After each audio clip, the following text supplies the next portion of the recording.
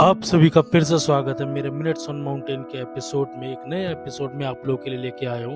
आज मैं आपको बहुत ही खूबसूरत बात बताने वाला हूँ। हमारे हिमालयन बेल्ट में जो वैलीज बसती है, पहाड़ों के बीच में खूबसूरत से जो गांव होते हैं, जो खूबसूरत जगह होती हैं, वो बहुत ही मन मोह लेने वाली दृश्य पैदा करती है। और आप लोगों को मैं बताने वाला हूँ कि हमारे उत्तराखंड में हिमालयन बेल्ट्स में बसी कुछ फेमस घाटियाँ, जो कुछ फेमस वैलीज हैं, उनके बारे में मैं आप लोगों को बताने वाला हूँ। तो अगर मैं स्टार्ट करूँ फ्रॉम वेस्ट टू ईस्ट की तरफ, अगर हम जाएंगे हिमालयन बेल्ट्स पे, तो सबसे पहली जो फेमस वैली पड़ती है वो नीलोंग वैली पड़ती है। और नीलोंग वैली एक बहुत ही खूबसूरत अपने अपने आप में इंडो चाइना बॉर्डर पे बसी हुई है। जो डिस्ट्रिक्ट लगता है वो उत्तरकाशी डिस्ट्रिक्ट लगता है, और उसका जो लास्ट विलेज है वो जादोंग विलेज है। कहा जाता है कि 1962 के इंडो चाइना वॉर में उस जादोंग विलेज को वहां से हटा दिया गया था। वहां के सारे लोगों को खाली करके नीचे एक बगोरी विलेज में भेज दिया गया था। आज वहां पे सब कुछ तहस नहस हो चुका है, सब टूट चुका है, खंडर हो चुका है। वहां पे सिर्फ एक मंदिर है, और साल में एक बार उस जाड़ भोटिया कम्युनिटी के लोग उस मंदिर में पूजा अर्चना करने जाते हैं। बहुत ही खूबसूरत उसको उत्तराखंड का लद्दाख भी बोला जाता है। और वो बहुत ही अपने आप में खूबसूरत दृश्य समेटे हुए वो वैली सभी का इंतजार करती है। और वहां पे अंदर एंट्री लेने के लिए उत्तरकाशी के एसडीएम से परमिशन लेनी पड़ती है। इसका एलिवेशन में अगर आपको बताऊंगा तो एक एवरेज एलिवेशन 4100 मीटर के अराउंड अबव सी लेवल। तो उस एलिवेशन पे भी आपको बहुत चीज़ों का ध्यान रखना पड़ता है। काफ़ी हाइट पे है वो, स्नो कैप्ड माउंटेन्स और हिमालयाज है वहाँ पे। इसके बाद में जब हम थोड़ा और ईस्ट की तरफ आएंगे तो उससे जस्ट पैरेलल में हर्षिल वैली लगी हुई है। मेरे पुराने एपिसोड्स आप निकाल के देखोगे, उसमें आपको काफ़ी डिटेल मिलेगी। मेरे यूट्यूब चैनल में भी हर्षिल वैली बहुत सारे छोटे छोटे गाँव को मिला करके एक वैली बनाता है, वो जिसमें हर्षिल आता है, बगोरी है, गंगोत्री जो 4 छोटा धाम में से एक धाम है, धराली है, मुकबा है। तो ये भी एक उत्तरकाशी जिले में ही हमारे आता है, उत्तराखंड के। और बहुत सबसे खूबसूरत वैली इसको बोला जाता है हमारे इंडिया के लिए। इसकी एक खास बात और है कि इस वैली से अगर हम आगे गंगोत्री की तरफ जाएंगे तो यहाँ से 27 ट्रैक्स स्टार्ट होते हैं, हिमालयन ट्रैक्स स्टार्ट होते हैं, जिसमें बहुत फेमस नेम्स आपके गौमुख, तपोवन, नंदनवन, पनपतिया है, ऑडेंस कोल है, और कालिंदी खाल के ट्रैक्स यहाँ से आपको शुरुआत होती है। इसका एलिवेशन लगभग 3300 मीटर अबव सी लेवल है। फिर जब हम और आगे ईस्ट की तरफ जाएंगे उत्तराखंड में, तो फिर से एक इंडो तिब्बत बॉर्डर पे माना वैली है, जो जोशीमठ से 40 किलोमीटर आगे पड़ती है और चमोली डिस्ट्रिक्ट में बसती है।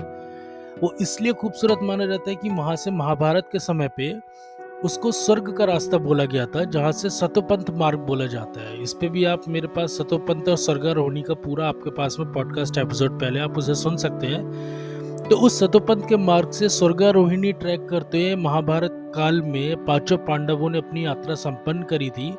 सूर्यकुंड, चंद्रकुंड, वसुधारा ट्रैक पड़ता है, वहां से माना विलेज बद्रीनाथ में बसा हुआ है। बद्रीनाथ से आगे आपका माना विलेज और माना वैली शुरू हो जाती है। इसका भी 3800 मीटर का एलिवेशन है अबव सी लेवल से। फिर जब हम और आगे बढ़ते थे, खूबसूरत सी जो अनएक्सप्लोर्ड है वो नीति वैली है।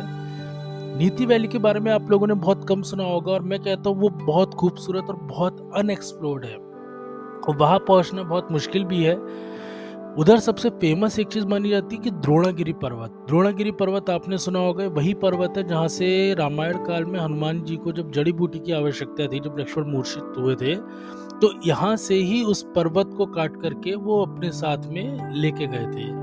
और इस पे बताया भी जाता है कि माना ये नीति विलेज में एक गांव ऐसा भी है जहाँ पे हनुमान जी की पूजा नहीं की जाती है। उसके पीछे कारण भी यही था कि वो पर्वतों को अपना देवता मानते थे, और तब से जुड़े हुए काल से वो लोग ये समझते थे कि हनुमान जी उनके देवताओं का हाथ काट के लेके गए थे।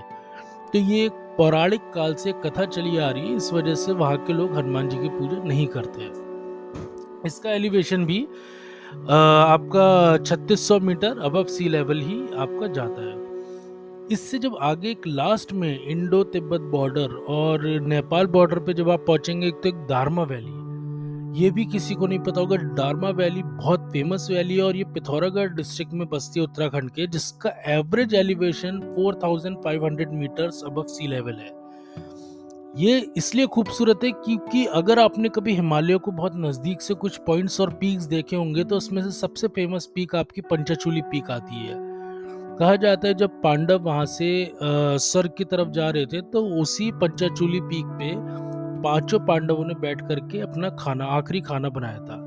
बहुत खूबसूरत पीक है और उसका बेस कैंप इसी दारमा वैली में है।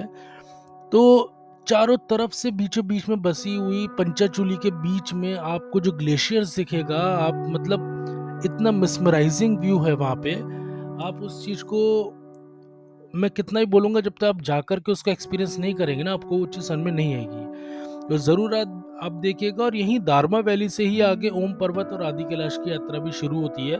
यह बहुत ही खूबसूरत छोटे अगर गाँव की मैं बात करूँ तो वहाँ पे मुंशियारी और धारचूला गाँव है, जो कि बॉर्डर पे बसा हुआ है, और वहीं से हमारी पैदल यात्रा कैलाश मानसरोवर की भी शुरू होती है। तो इन खूबसूरत वैलियों से आप लोगों को बताइए कैसा लगा आपको? सबसे अच्छा अगर इमेजिनेशन कर रहे होंगे तो कौन सी वैली आपको लगता है कि सबसे खूबसूरत मानी जाती है?